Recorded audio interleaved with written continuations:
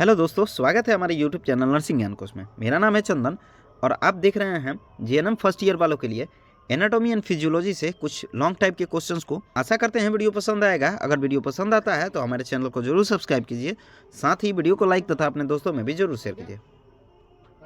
तो चलिए बढ़ते हैं बिना किसी देरी के क्वेश्चंस की तरफ। दोस्तों, पिछले वीडियो में हम लोगों ने जो ज्ञानेंद्रियाँ होती हैं उसका लास्ट पार्ट को देखा था, ठीक है। आशा करते हैं वो सारे जो पार्ट्स हैं आप लोग को पसंद आ रहे होंगे। साथ ही ये जो पार्ट है वो भी इंटरेस्टिंग होने वाला है, जिसमें हम लोग अस्थि संस्थान या फिर अस्थि जो तंत्र होता है, साथ ही जॉइंट जो होते हैं उसको भी इस वीडियो में हम लोग या अब जो है लगातार हम लोग देखने वाले हैं, ठीक है। तो चलिए बढ़ते हैं क्वेश्चंस की तरफ। आज का जो पहला क्वेश्चन है जो कि अस्थि संस्थान या अस्थि तंत्र जो होता है यानी स्केलेटल सिस्टम और जॉइंट से, उसमें है बोन मैरो, ठीक है, यानी अस्थि मज्जा, जो कि हड्डियों में 25% जो भाग होता है जल, 30% भाग में कार्बनिक पदार्थ तथा 45% भाग में जो है कैल्शियम, फास्फोरस, मैग्नीशियम जो है ये पाए जाते हैं। अस्थि के केंद्रीय मॉड्यूलर नलिका के खाली स्थान में आरबीसी तथा वाहिकामयी उत्तक रहते हैं। इनको हम लोग अस्थि मज्जा के नाम से जानते हैं, जो कि 2 प्रकार के होते हैं, ठीक है। नॉर्मली अगर अस्थि का बात किया जाए तो 25% जो है भाग वो जल का होता है, 30% भाग जो होता है वो कार्बनिक पदार्थ का होता है और 45% जो भाग होता है वो कैल्शियम, फास्फोरस, साथ ही मैग्नीशियम जो है ये सब जो है वो पाए जाते हैं, ठीक है। साथ ही अस्थि यानी हड्डी के केंद्रीय मॉड्यूलर नलिका के खाली स्थान में आरबीसी तथा वाहिकामयी उत्तक जो होते हैं यह मौजूद होते हैं। इनको हम लोग अस्थि मज्जा के नाम से जानते हैं, जो कि 2 प्रकार के होते हैं। तो पहला होता है लाल अस्थि मज्जा यानी रेड बोन मैरो। ये जो होती हैं वो लाल रक्त कोशिकाओं की अधिकता के कारण मज्जा का जो रंग है यानी बोन मैरो का जो रंग है वो लाल दिखाई पड़ता है। इन रक्त कोशिकाओं में हीमोग्लोबिन भी उपस्थित रहता है। लाल अस्थि मज्जा शिशु एवं बच्चों की जो छोटी अस्थियों में जैसे कि स्टेरनम, पसलियों एवं रीढ़ की अस्थियों में जो है अधिक पाई जाती हैं और इसी मज्जा में जो है लाल रक्त कोशिकाओं का जो है निर्माण अधिक मात्रा में होता है, ठीक है। तो ये हो गया पहला लाल अस्थि मज्जा, जो कि हमारी आरबीसी के फॉर्मेशन के लिए महत्वपूर्ण होती हैं या फिर आरबीसी का फॉर्मेशन करती हैं। और दूसरा जो है पीली अस्थि मज्जा यानी येलो बोन मैरो। अस्थि मज्जा में उपरोक्त लाल रक्त कोशिकाओं के अतिरिक्त पीली रक्त कोशिकाएं भी होती हैं, यानी आरबीसी के कोशिकाओं को यानी आरबीसी को बनाने वाली कोशिकाओं के अतिरिक्त येलो बोन मैरो के भी कोशिकाएं पाई जाती हैं, जिनमें जो है फैट यानी वसा जो है अधिक मात्रा में पाई जाती हैं। वसा के पीले रंग के कारण मज्जा का जो रंग है वो पीला दिखाई पड़ता है। इसी मज्जा में रक्त की नलिकाओं के अलावा रेडिकुलर उत्तक भी होते हैं जो पीले रंग के दिखते हैं। इस अस्थि मज्जा में रक्त की कोशिकाओं का जो है निर्माण होता है। तो ये हो गया हमारा अस्थि मज्जा के 2 पार्ट, जो कि एक होता है रेड बोन मैरो और दूसरा होता है येलो बोन मैरो। अगर बात किया जाए मानव अस्थियों का, ठीक है, तो इनको 5 भागों में टोटल वर्गीकृत किया गया है। पहला लॉन्ग बोन होते हैं, दूसरा शॉर्ट बोन, तीसरा फ्लैट बोन, चौथा इरेगुलर बोन और 5वां जो होता है वो होता है सेस्मोइड बोन, ठीक है। जो हमारा ह्यूमन बोन है, हमारा बोन जो है, मानव का जो बोन है, वो 5 भागों में इसको वर्गीकृत किया गया है। लॉन्ग बोन में, शॉर्ट बोन में, फ्लैट बोन में, इरेगुलर बोन में और सेस्मोइड बोन में। अगर बात किया जाए लंबे बोन का यानी लॉन्ग बोन्स का, तो ये जो होती हैं चौड़ाई में कम होती हैं और लंबी होती हैं। जैसे टांगों और भुजाओं का जो बोन होता है यानी फीमर और ह्यूमरस जो होता है वो हो गया बोन इसमें उदाहरण के तौर पे। ये जो होती हैं प्रत्येक जो होती हैं वो साफ्ट और डाइफेसिस टाइप की होती हैं। साफ्ट के मध्य में सघन अस्थियों का एक खोखला सिलेंडर होता है यानी बेलन टाइप का रचना होता है, जिसमें पीली अस्थि मज्जा जो होती हैं पाई जाती हैं। सबसे लंबी अस्थि जो होती है हमारी शरीर की वो होती है फीमर, टांग की टिबिया और फिबुला, अग्रबाहु की रेडियस, अल्ना तथा ऊपरी भाग में जो है ह्यूमरस, ये सब जो है लंबी बोन का उदाहरण होती है, ठीक है, जिनकी चौड़ाई जो होती है कम होती है, ठीक है। जैसे हमारा फीमर, ह्यूमरस ये सब हो गया, ठीक है। साथ ही ये एक खोखले सिलेंडर जैसी रचना होती है। इनमें जो है पीली अस्थि मज्जा यानी येलो बोन मैरो पाया जाता है। जैसे हमारा radius, ulna, humerus, fibula, tibia, femur, ये सब जो है हमारी लॉन्ग बोन का उदाहरण होती हैं। अब आते हैं छोटी अस्थियों का यानी शॉर्ट बोन का। तो इसकी जो लंबाई, चौड़ाई और मोटाई जो होती है लगभग बराबर होती है। इनमें कोई साफ्ट या कांड नहीं होता है, बल्कि ये स्पंजी अस्थि के छोटे छोटे ढेर होते हैं तथा डेंस ऑसियो टिश्यू का जो है आवरण चढ़ा होता है। ये छोटी अस्थियाँ केवल कलाइयों में मणिबंध यानी कार्पस बोन्स व टखनों में टार्सल अस्थियों के जोड़ों में कम गति होती है, जैसी कि कलाई, परंतु शक्ति या ताकत का प्रदर्शन इन्हीं जोड़ों के द्वारा होता है, ठीक है। हमारे टार्सल बोन या कार्पल बोन जो होते हैं वो इसी प्रकार के यानी शॉर्ट जो बोन होते हैं उसी प्रकार की रचना होती हैं।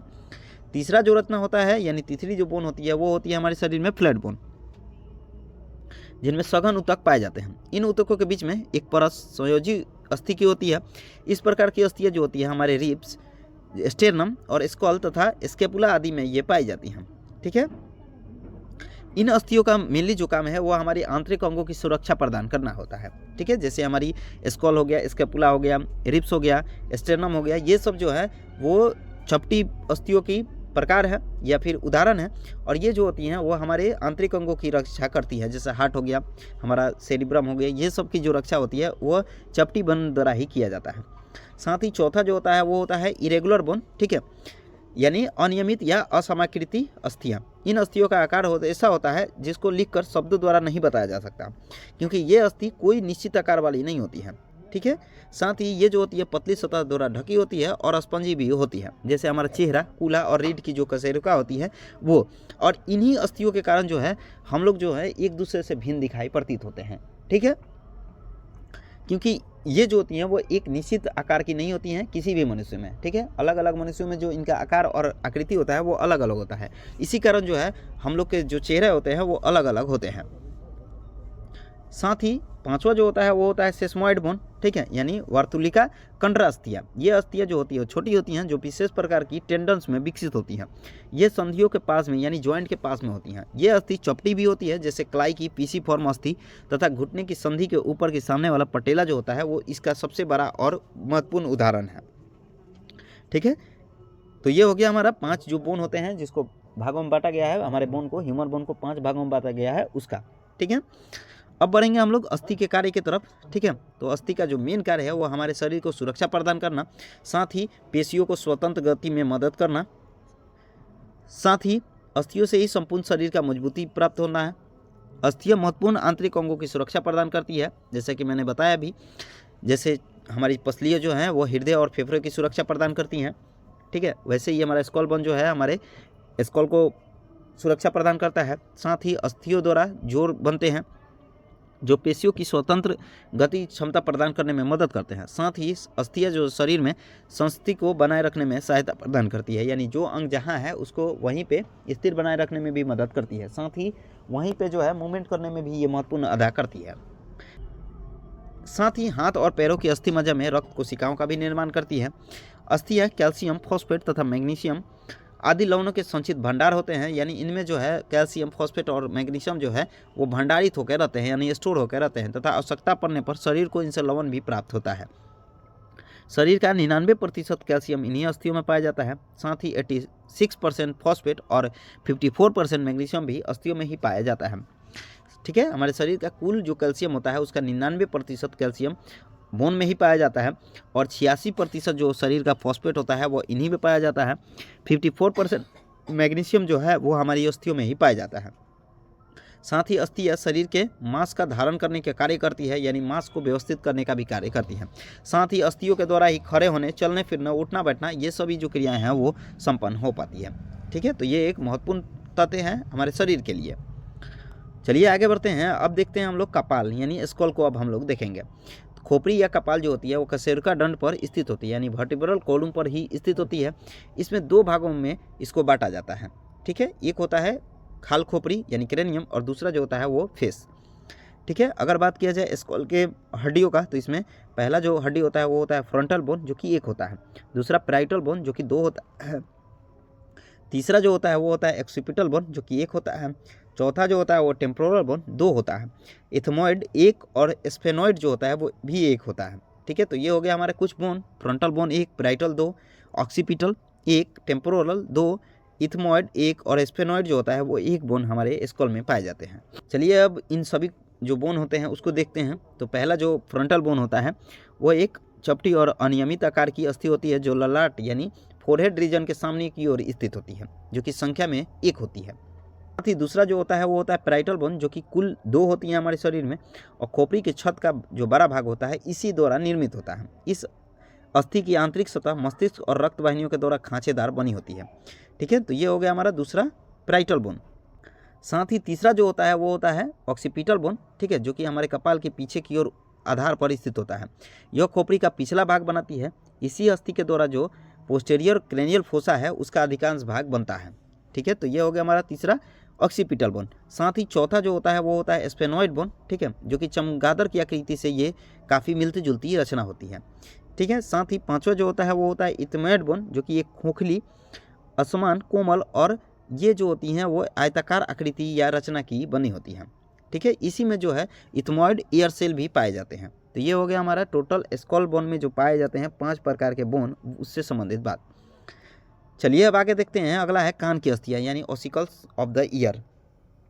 ठीक है, जो कि 3 जोड़े हमारे शरीर में ये कान की अस्थियाँ जो है पाई जाती हैं।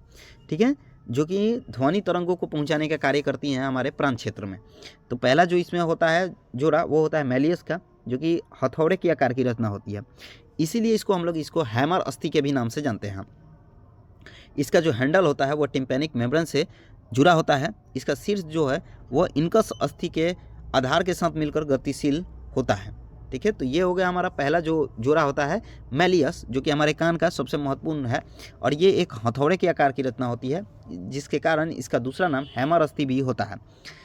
इसका हैंडल जो होता है वो टिम्पैनिक मेम्ब्रेन से जुड़ा होता है और जो ऊपर वाला सिर भाग होता है वो इनकस अस्थि यानी इनकस बोन द्वारा जुड़ा होता है। दूसरा जो लेयर होता है या दूसरा जो अस्थि होता है वो होता है इनकस या इनविल। ठीक है, जो कि ये एक काय मैलियस अस्थि से मिली हुई रहती है। इस अस्थि के लंबे प्रवर्त यानी लॉन्ग प्रोसेस स्टेपिज अस्थि के साथ जो होते हैं वो संधिबद्ध होते हैं। इनकस के छोटे पतले प्रवर्त तंतुमय ऊतकों की सहायता से स्टेपिज संधि के शीर्ष के साथ संलगित रहते हैं। यह इनकस अस्थि टिम्पैनिक कला की गुण के पिछली दीवार पर भी स्थित होता है। तो ये हो गया हमारा जो अस्थि होता है उससे संबंधित बात कान के। और तीसरा जो जोड़ा होता है वो होता है स्टेपिज अस्थि का। ठीक है, जो कि हमारे मध्य और अंतःकर्ण के बीच में ये पाया जाता है तथा इसका जो सिर है वो इनकस अस्थि के आधार से जुड़ा होता है। यह अस्थि छोटे एवं घोड़े की रकाब के आकार का कान के अंदर गहराई में स्थित होता है। इसकी रचना में दोनों टांगे एक आधार और एक हैंड होता है। यह अस्थियाँ जो लिगामेंट एवं पेशी के द्वारा जो है आपस में संबंधित रहते हैं, टिम्पैनिक कला एवं फेनेस्ट्रा वेस्टिबुलाई के ये किनारे से जुड़ी होती हैं। तो ये हो गया हमारा कान से संबंधित, जो कि कान के 3 महत्वपूर्ण जो जोड़े होते हैं अस्थियों के, उनसे संबंधित बात। ठीक है, तो आज के लिए बस इतना ही। आशा करते हैं वीडियो पसंद आया होगा। अगर वीडियो पसंद आया है तो हमारे चैनल को जरूर सब्सक्राइब कीजिए, साथ ही वीडियो को लाइक तथा अपने दोस्तों में भी जरूर शेयर कीजिए। अगर आप इस वीडियो से संबंधित पीडीएफ को देखना चाहते हैं तो उसका जो लिंक है वो डिस्क्रिप्शन में दिया हुआ है, आप लोग उस पर टैप करके उसको देख सकते हैं। साथ ही अगर आप हमारे साथ जुड़ना चाहते हैं तो टेलीग्राम चैनल, व्हाट्सएप चैनल तथा इंस्टाग्राम चैनल का जो लिंक है वो भी डिस्क्रिप्शन में दिया हुआ है, आप लोग उस पर टैप करके और सीधे हमारे साथ जुड़ सकते हैं। साथ ही अगर आप किसी भी तरह का अगर आप प्रश्न पूछना चाहते हैं, ठीक है, तो आप बेझिझक जो है इस वीडियो के कमेंट बॉक्स में लिख सकते हैं या फिर हमें इंस्टाग्राम चैनल या व्हाट्सएप चैनल पे डायरेक्ट हमें मैसेज भेज सकते हैं। तो मिलते हैं ऐसे ही किसी नए वीडियो में, तब तक के लिए धन्यवाद।